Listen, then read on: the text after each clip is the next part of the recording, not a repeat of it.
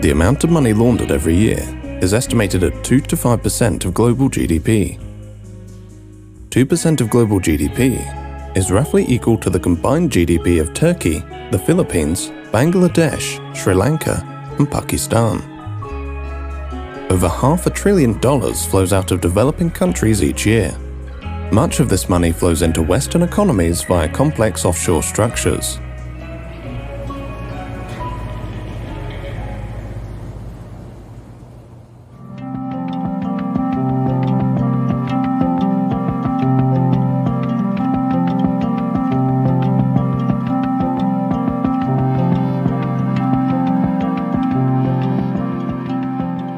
In 1952, the future Kenyan President Jomo Kenyatta is imprisoned by the British colonial authorities. He becomes a symbol of Kenya's struggle for independence. Jomo Kenyatta is viewed as Kenya's father of independence, so to speak. He used to go by the name Johnston Kamau. He used to be a water meter reader in the colonial government's municipal council. He was also fairly well-spoken. I believe that's part of the reason why he was selected from amongst the political intelligentsia at the time.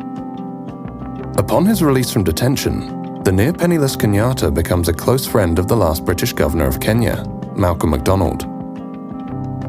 In 1963, Kenyatta is elected as the first Prime Minister and later President of independent Kenya, while Malcolm MacDonald becomes the British High Commissioner. The government and civil service of the new country is comprised primarily of what the British called loyalists. Post-independence, Britain retains a number of military sites in Kenya. Today, Britain trains 6 infantry battalions in Kenya every year. 60 years after independence, the Kenyatta family is one of the wealthiest in Kenya. The Kenyatta family have vast investments in land across the country, right down to the coast, all the way up to the what was called the White Highlands. They own the biggest milk company in Kenya. They own one of Kenya's biggest banks. They have a chain of hotels.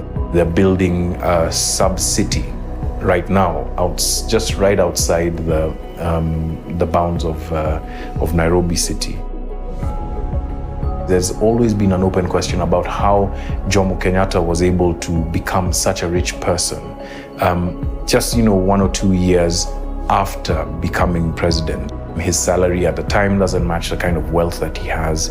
There have been memoirs written by people from his administration that say that he essentially would engage in land grabs of very, very prime pieces of land owned by members of the settler community, etc.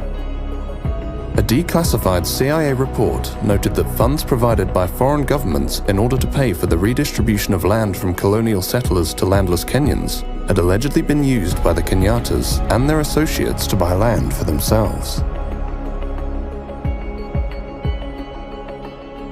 Today, the Kenyatta family are the biggest landowners in Kenya, holding over 500,000 acres of prime land across the country, while many former Kenyan freedom fighters and their families who fought specifically for the return of their land received nothing. Jomo Kenyatta passed away in 1978. His son, Uhuru Kenyatta, followed his father into politics. The country's president, Uhuru Kenyatta, was among the world's rich who were named this week in the Pandora Papers. According to the Pandora Papers, Kenya's president, Uhuru Kenyatta, and 6 members of his family have been linked to 13 offshore companies. And what was revealed is that the family had invested in offshore structures.